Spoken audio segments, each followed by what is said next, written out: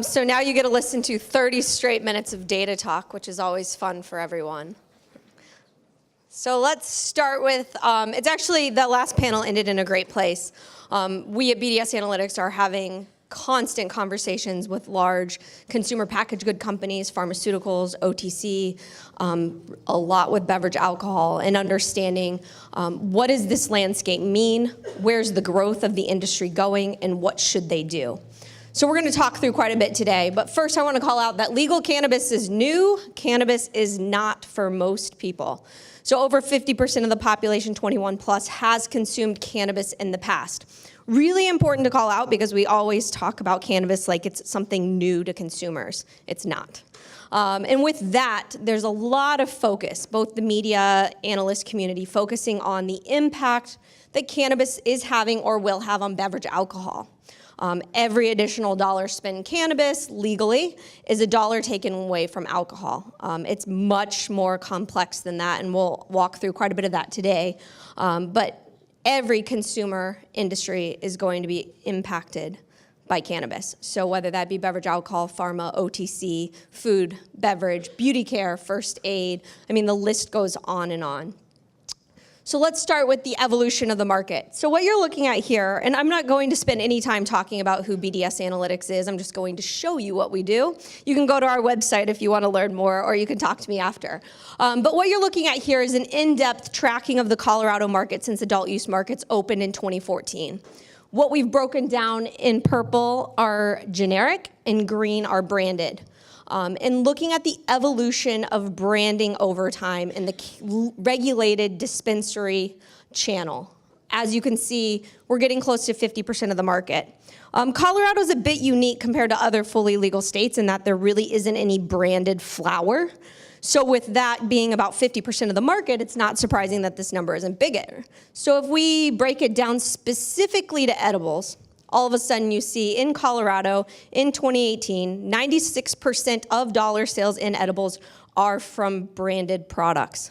The other 4% come from dispensary-owned businesses, so store brand, private label, generic, whatever you want to call them. Most of those aren't even that generic. People know those brands. They're very aware. They're very sophisticated packaging. So for those of you who don't know, we're talking about sophisticated offerings in this industry. I think I just got on my Google Maps. There are a lot of dispensaries within a few miles from here, so if you haven't been to one, you should probably do that while you're in town. But there are sophisticated product offerings out there, sophisticated packaging, consumer messaging, consumer awareness. We even have celebrity endorsements. And when we look at the market share, so what you're looking at here, again, Q1 2014, January 2014 is when the Colorado adult use markets opened. 69% of dollar sales came from flower. Fast forward to most recent time period, this is Q2, but even Q3 2018 says the same thing. Flower is now 43% of market share. There's a big evolution happening in the marketplace. One, largely driven by the declining price of flower. So in Colorado, we're talking under $4.50 per gram. But also an emergence of new and different methods, forms, products, new consumers, driving a big shift here. So it's important to keep in mind where have we been and where is this going. And what's fascinating is as new markets open, both in the US states as well as Canada, what we find is once regulations stabilize and product assortment is similar across markets, the category makeup looks largely similar from adult use to medical, state by state. It ends up looking almost identical. So that tells you there are consumer desires, there are consumer needs, and there are consumer preferences in this category that are more similar than dissimilar. Right now, we're spending a lot of time talking about the Northeast. We currently track Colorado, California, Oregon, Washington, Arizona, and expanding to the Midwest and Northeast, and everyone always likes to say, but people in Michigan are so different, or but people in Massachusetts are so different. But constantly, every new market we add, consumers are more similar than dissimilar, so just something to keep in mind. Further, we expect this trend to continue. So what you're looking at here is our projections for 2022 for total US. The prior slide was just Colorado, again, the most mature and stable of the US adult use markets. But fast forward to 2022, we're talking total US, that flower percent going down to 36%. Concentrate's a huge driver here. That includes your vapes and then also edibles. So as we talk about legal cannabis and it being a game changer for all consumer industries, we have to agree that the majority of the population in the US and Canada, about 80%, agree with some form of legalization. Even further, 60% and above agree that there are medical benefits to cannabis. And if you look specifically at consumers in medically or adult use legal states, almost 90% agree that there are medical benefits. So this isn't a partisan issue. This is general acceptance of cannabis as being something that people believe should be legal and that has medical benefits. I will call out here, just to provide credibility to these numbers, we predicted 57% passing in Michigan, and it actually ended up 56%. So I would say that's a pretty good confidence interval. Further, as we look at these adult use and medically legal states, we first start by segmenting the adult 21 plus population into 3 groups. Consumers, people who have consumed cannabis in the past 6 months. These do not have to be legal purchases. This could be illicit use. And then we break out non-consumers, because it's absolutely important in this industry that we are tracking both consumers and non-consumers, because with greater legalization, maturity, education, what we're seeing is a constant evolution in the percent of the population consuming and their behaviors and their attitudes towards cannabis. So we break out non-consumers into acceptors and rejectors. Acceptors being about 40% of the population, and a really fascinating group to look at, because that's where the growth of the industry is going to come from. And when we look at acceptors and we ask them why don't they consume, there's 2 main reasons. One, it doesn't fit my lifestyle, and the second is I don't like how it makes me feel. All of a sudden, the 2 biggest hurdles to get people to consume some sort of cannabis product is potentially fixable by giving them something that's trusted, consistent, dialed, that they know how they're going to feel every single time. And that's the hurdle that's set in front of a lot of companies, especially edible companies in this industry. Further, if we look at just the fully adult use legal states, so at the time of this research, that would be Alaska, California, Colorado, Oregon, Washington, and Nevada, we're talking 32% of the adult 21 plus population being a cannabis consumer. What I want to call out here is this number is constantly evolving. Even in a market like Colorado that's been legal since January 2014, we saw between 2017 and 2018 a 10 percentage point increase in the percent of the population consuming, so from 25% to 35%. So again, if we paused for a year, we would miss a lot of the evolution in the marketplace, which is why everything we do is trending and constant. So we also look at the size of the market and where we think it's going to be. So this is total US and Canada, $9 billion in 2017, projecting out to 2022, almost $29 billion. So constant growth in the market. And what's driving that growth is the adult use market. So what you're looking at here is 2017 to 2022 US. Canada looks very similar. The growth of the industry is coming from adult use. And just to call out, what I'm showing you is legal regulated cannabis. This does not include general market hemp-derived products. So again, largely driven by adult use sales, largely driven by California adult use sales in these numbers. These are conservative. This doesn't assume fully adult use legalization or federal legalization across the entire country. We do anticipate federal legalization in 2021. But we're still assuming that means it's a state-by-state right to choose. So this isn't a light switch.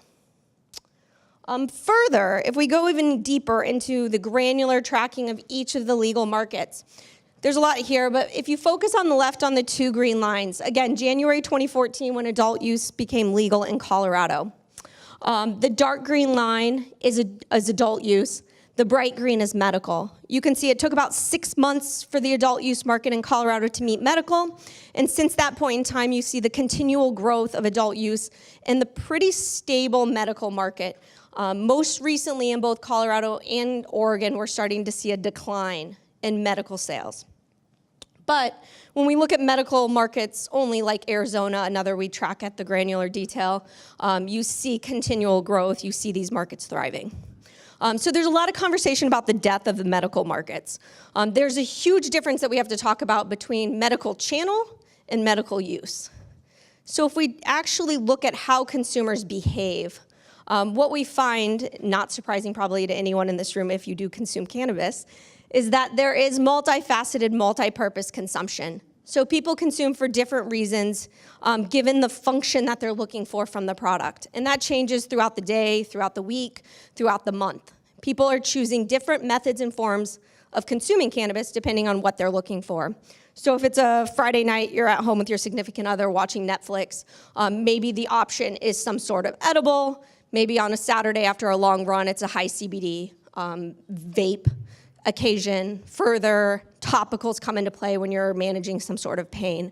So again, a lot of cross-consumption, different need states, different occasions, driving the forms and methods that people consume. When we look at the adult use, fully legal adult use in medically legal markets, you can see about 30% in the US claim to consume for both reasons. If we look at this in just the fully medically and adult use legal states, that number jumps to about 50%. So 50% of the cannabis consumers are consuming for both health and medical and social recreational uses. So you have to consider that this is really a multifaceted, multi-purposed, occasion-based industry. You have different consumer segments, and you have different need states, and the need states and the consumer segments drive the products and the forms that people choose to consume. There's a lot of numbers here. I apologize about this chart. But I like the point that I'm going to make here. It's one of the really insightful pieces of information coming from the US research that we're doing. When you look at illicit markets, and when actually you look at the total US population, as I showed you before, everyone agrees that there's medical application for cannabis, or the majority agree that there's medical application for cannabis. In illicit states, that tends to be more serious ailments, cancer, MS, rheumatoid arthritis. As you move through the stages of legalization in the US to fully adult use legal states, what we find, people become more educated, stigmas start breaking down, there's new product assortment and product availability, and what we find is more people are saying, oh, there's a health and wellness application for me personally. It's not just a serious ailment situation. So when the previous panel was talking about looking at cannabinoids as functional ingredients, that's what consumers are looking for. They're looking for cannabinoids to add function to what they're already consuming to help them relax, to be calm, to ease pain, to get energy, to sleep. The list goes on, and that's what consumers are calling and telling us as you look at the data. So to put this into perspective, even among pain management consumers, so people who consume cannabis because of pain, almost 75% of them still consume for social or recreational reasons. So continuing to segment consumers based on medical versus social or based on product forms is just inaccurate. You have to think about, again, throughout the day, throughout the week, throughout the month, the different need states and occasions that come up, driving the products and the methods that people choose to consume. And it's important to call out, as the panel mentioned multiple times, it's not just about THC anymore. We're not talking about CBD. And other cannabinoids, CBD being the biggest one behind THC in terms of awareness and conversation, but there's hundreds of other cannabinoids that are going to come into play.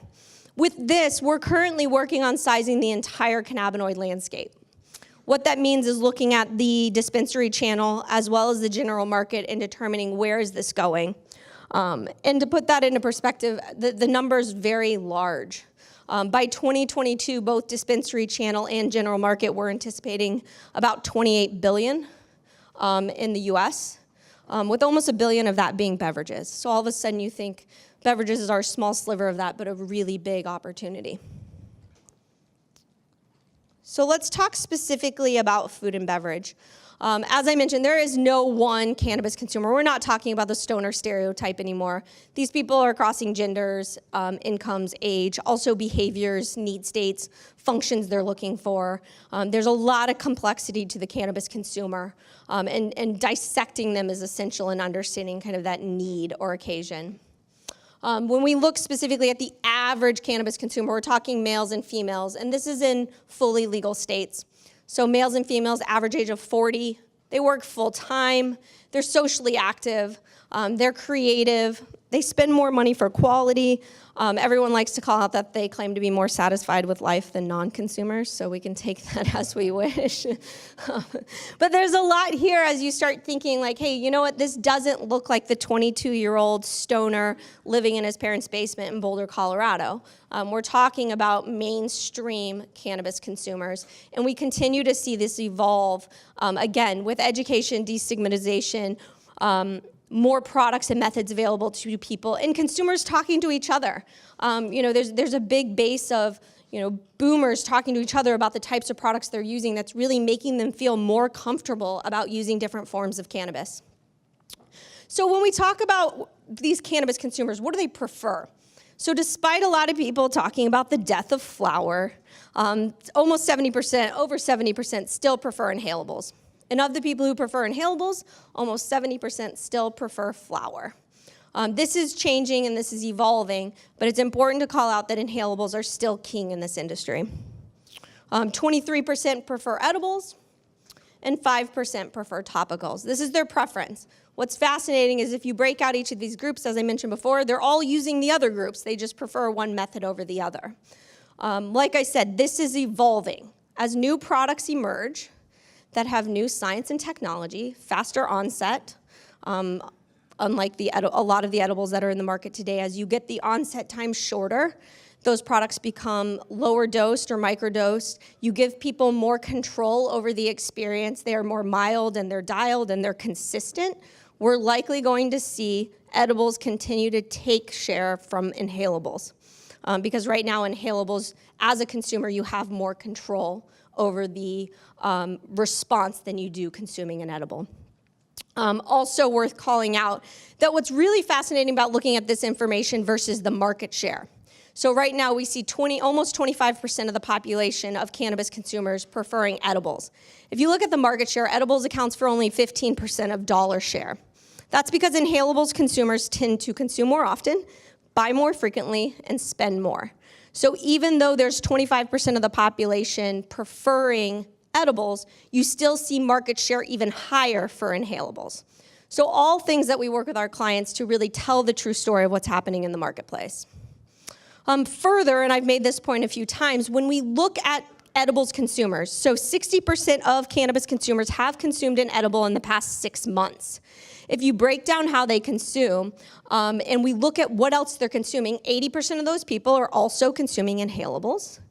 30% are also consuming topicals, with only 16% of edible consumers only consuming edibles.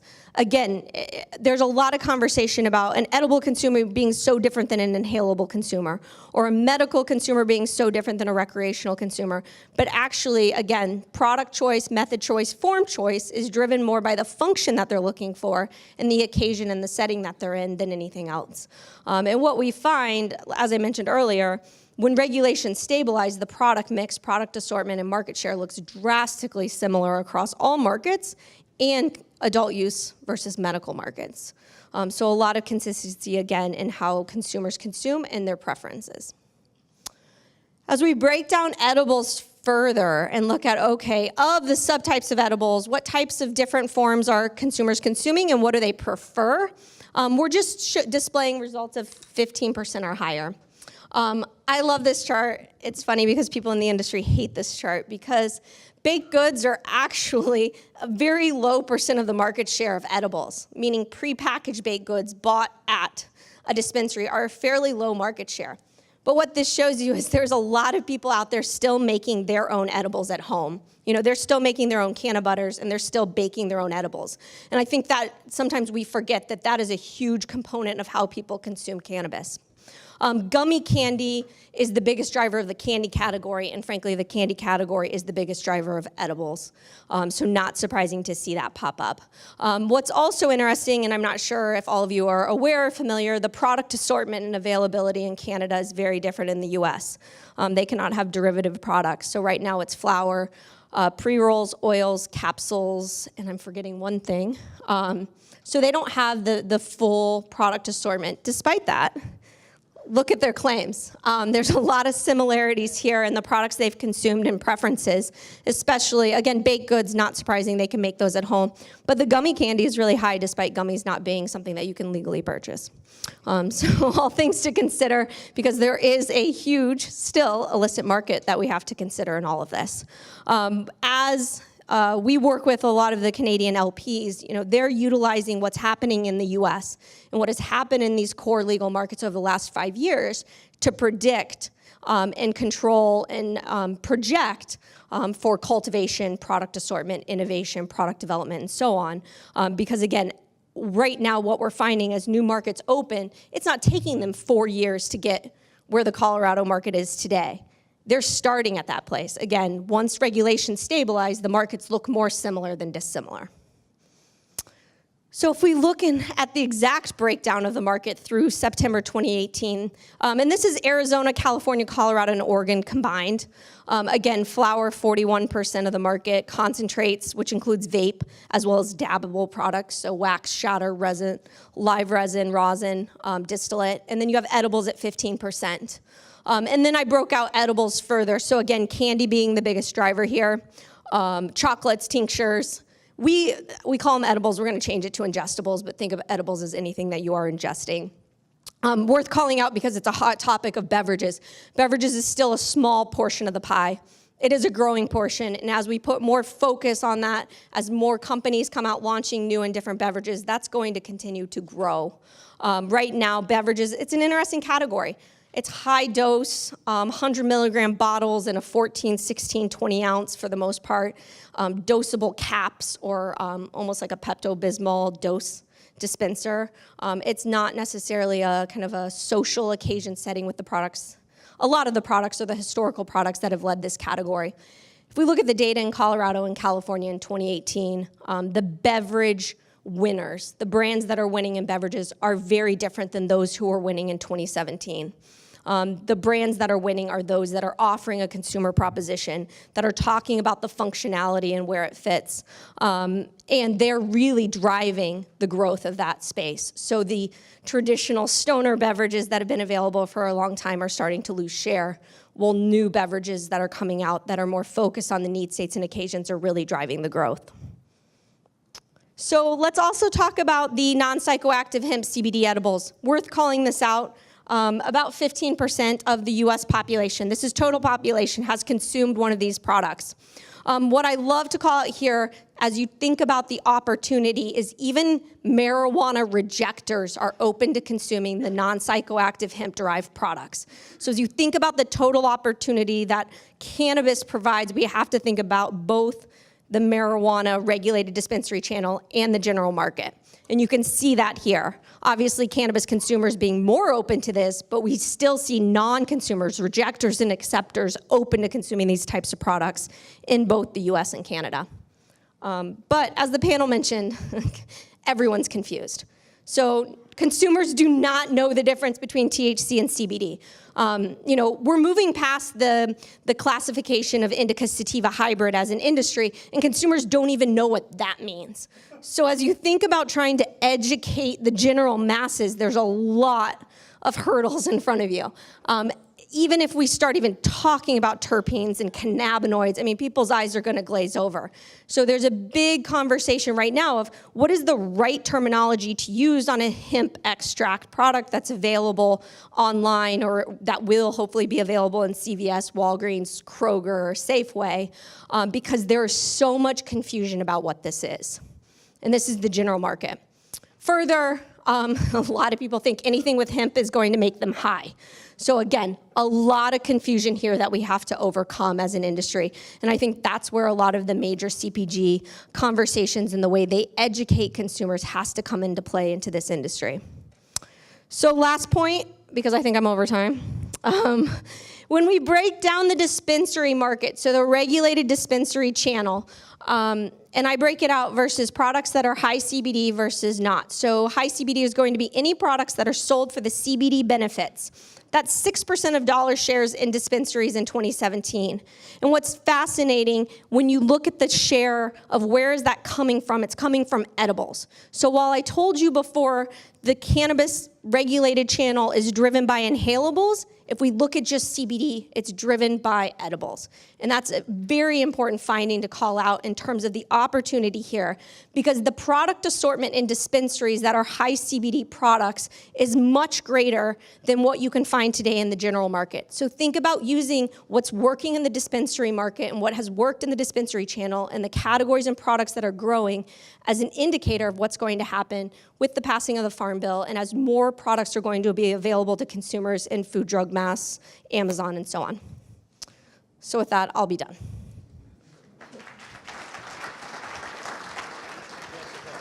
Jessica, thank you. That was terrific. I know you're going to be here for a couple of days to take questions.